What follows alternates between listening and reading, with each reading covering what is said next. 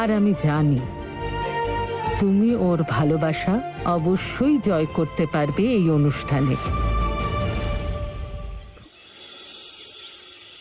তুমিই বলো তারা দিদি, কি করে সামলাবো আমি এই বোঝা? দেখো ফুল, আমি বুঝতে পারছি যে এখন তোমার মনের অবস্থাটা ঠিক কেমন, আর এমন পাপ আমি তোমাকে দিয়ে করাতে চাই না।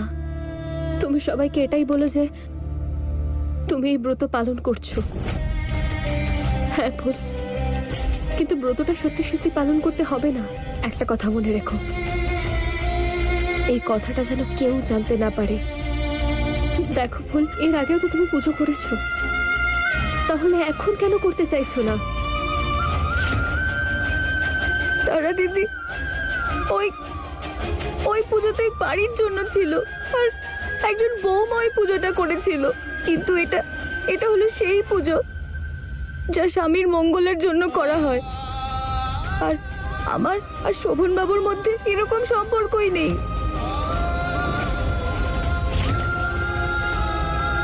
ওনার স্ত্রী তো তুমি তারা দিদি, তাহলে এটা আমি কি করে করতে পারি? না, অনেক বড় ভুল হয়ে যাবে আমার দ্বারা।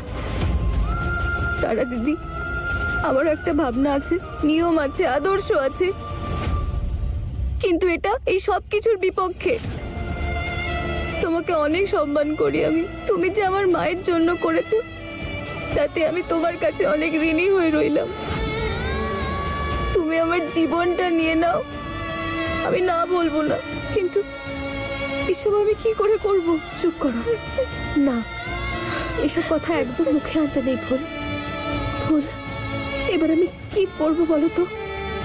যদি কোনো উপায় থাকে তো বলো, তাহলে তুমি বলে দাও আমি এখন এমন কি করতে পারি। খুব কঠিন এটা তারা দিদি, খুবই কঠিন।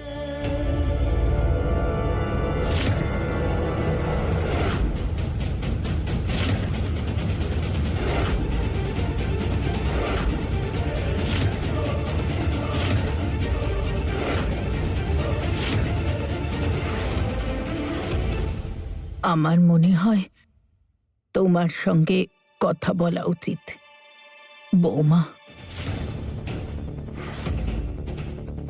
একান্তে।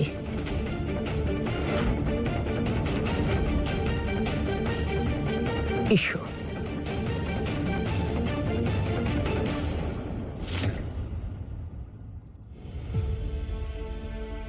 বৌমা, আমার ছেলে শোভন